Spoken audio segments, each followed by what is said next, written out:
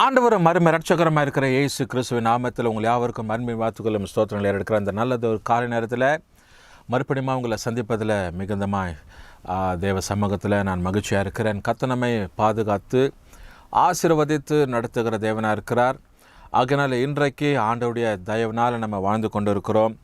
உலகத்தில் பல இடங்களில் பல சீற்றங்களினால் ஜனங்கள் அழிக்கப்பட்டு பல மரணங்கள், சின்ன சின்ன வயது உள்ளவங்க, இன்னும் வாழ வேண்டியவங்கெல்லாம் சீக்கிரமாக அவங்களுடைய ஆயுசுகள் முடிந்து அவங்க மரணத்தை தேடுகிறதான, மரணத்தை தழுவி கொள்ளுகிறதான ஒரு சூழ்நிலை. ஒரு சில வருஷங்களுக்கு முன்பதாக நம்ம பார்த்துருப்போம். ஒரு மரணம் ஏற்பட்டு இருக்கும்னா பூர்ண வயதில் 90 வயது, 80 வயது, 78 வயது அப்படி போல் அவங்க வாழ்க்கை இருந்து நம்முடைய தாத்தா பாட்டியோட காலத்தில் அவங்க மரிச்சிருப்பாங்க. நாள்பட அவங்க காலகட்டங்கள் குறைந்து 60 வயது, 80 வயது வாழ வேண்டியவங்கெல்லாம் சின்ன வயசுலேயே இப்போது மரிக்கப்படுகிற ஒரு சூழ்நிலை. மரணம் யாரையும் விட்டு வைக்கல. அநேக இடத்துல மரணங்கள், அநேக இடங்களில் நம்ம பார்க்குறோம். இந்த பேனர்ஸுங்க, கட் அவுட்ஸுங்கள, சின்ன சின்ன வயசுங்க வாழ வேண்டியவங்க பார்த்தா ஐயோ இன்னும் வாழ்ந்திருக்கணுமே, பரிதாபத்துக்கு ஒரு காரியம். 24 வயசு, 32 வயசு, 18 வயசு, 43 வயசு, இப்படிப்பட்டவங்க அநேகர் மரித்திருக்கிற ஒரு சூழ்நிலை. இன்றைக்கி கர்த்தருடைய பெரிதான கிருபையில் நம்ம வாழ்ந்து கொண்டு இருக்கிறோம். இந்த கடைசி நாட்களில்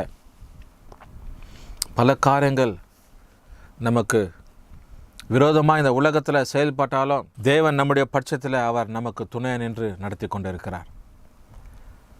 ஆண்டுடைய சமூகம் எவ்வளவோ நமக்கு பாக்கியமாக இருக்கிறது. இந்த நாளில், இந்த காலகட்டத்தில் வாழ்ந்து கொண்டிருக்கிற நாம் அதிக வாசிங்க, ஆசீர்வதிக்கப்பட்டு இருக்கிறவங்க. இது கிருபையின் காலத்தில் வாழ்ந்து கொண்டு இருக்கிற இனி வரப்போகிற நாட்கள், வருஷங்கள், காலங்கள் எப்படி இருக்குமோ நம்முடைய பிள்ளைங்களுடைய நாட்கள். அதனால் தீங்கு வருவதற்கு முன்பதாக தேவ சமூகத்தை நோக்கி பார்த்து பிள்ளைங்களை தேவனுடைய சமூகத்தில் நடத்துவதற்கு ஏதுவான காரியங்களை பெற்றோர்களாக இருக்கிற நாம் ஒரு சில காரியங்களை நாம் தெரிந்து கொள்ள வேண்டியது மிக அவசியமாக இருக்கிறது. ஒரு வசனத்தை உங்களுக்கு இந்த காரணத்தில் காண்பித்து கொடுத்து ஒரு விசேஷத்தை ஜபத்தை உங்களுக்கு ஏறெடுக்க நான் யோசிக்கிறேன்.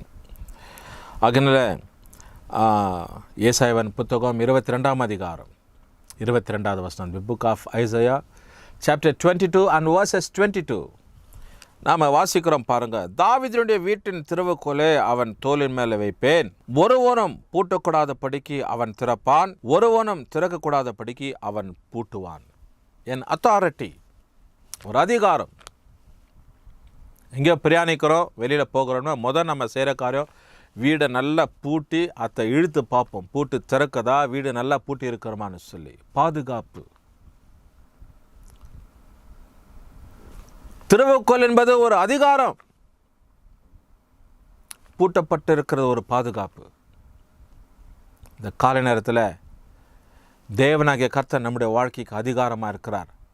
அதே விதத்தில் பூட்டப்பட்டு இருக்கிற நம்முடைய வாழ்க்கைக்கு ஒரு நல்ல பாதுகாப்பு உள்ள தேவனாக இருக்கிறார். பாதுகாப்பு. தேவன் நம்முடைய பக்கத்தில் இருக்கும்போது நமக்கு பாதுகாப்பு தான். தேவன் நம்ம பக்கத்தில் இருக்கும்போது நமக்கு அதிகாரம். எல்லாவற்றையும் அழகாக நம்ம நேர்த்தியாக செயல்படலாம்.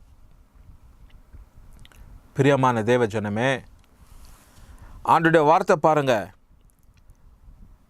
தாவீதுக்கு ஆண்டவராகிய தேவன் ஒரு அதிகாரத்தை கொடுத்திருக்கிறார். அவன் தோளின் மேலே தாவீதுக்கு திறவுகோல் ஆண்டவர் வைத்திருக்கிறார்னு சொல்லி. an authority, ஒரு அதிகாரம். இங்க சொல்லப்படுகிற ஒரு காரியம், இந்த திறவுகோலை வைத்து அவன் பூட்டவும் முடியும், அவன் திறக்கவும் முடியும். ஏன்னா தேவன் அவனோடு கூட இருக்கிறார். பூட்டக்கூடியதை திறக்கலாம், திறக்கக்கூடியதை பூட்டலாம். ஒரு அதிகாரத்தை பயன்படுத்துகிற, is using an authority, is having a power of authority. A power, God's power is with David always. தேவனோடு கூட வல்லமை, தேவனுடைய வல்லமை தாவீதோடு கூட எப்பவுமே பயணித்தது. அதனால தான் அவன் அதிகாரமுடையவனாக இருந்தான். He was having all kinds of authority. தேவன் அதனால தான் இப்படிப்பட்ட காரியத்தை இந்த தாவீதுக்கு ஆண்டவர் கொடுத்திருக்கிறார். அதனால இந்த கால நேரத்தில் பாருங்க, அவர் நம்முடைய வாழ்க்கையிலையும் எப்படி இருக்கிறார்னா திறவுகோலுடைய தேவனாக இருக்கிறார். authority of key, authority of holding the key. நம்முடைய வாழ்க்கையில் எதெல்லாம் பூட்டப்பட்டு இருக்கிறதோ, what all has been shuttered, what all has been locked, எதெல்லாம் உனக்கு ஆசீர்வாதத்துக்கு விரோதமாக நடைமுறையில் நீ உபயோகப்படுத்தக்கூடாதபடிக்கு விரோதமாய் பூட்டப்பட்டு இருக்கிறதோ, அந்த காரியங்களை திறந்து கொள்ளும்படிக்காக தேவனாகிய கர்த்தர் உனக்கு அதிகாரத்தின் தேவனாயிருக்கிறார். is an authority God.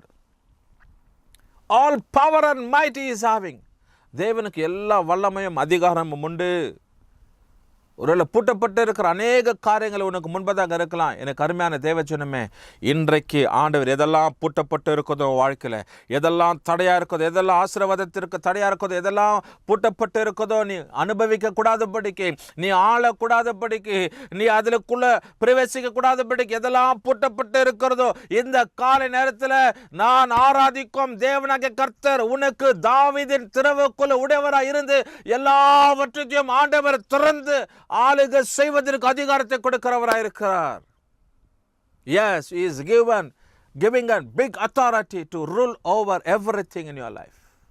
நீ ஆண்டு அனுபவித்துக் கொள்ள தேவன் உனக்கு அதிகாரத்தை கொடுக்கிறார். அதனால தான் வசனத்தை, தாவீதின் வீட்டின் திறவுகோலை அவன் தோளின் மேலே வைப்பேன். What a mighty word it is. திறவுகோல் என்பது ஒரு அதிகாரம்.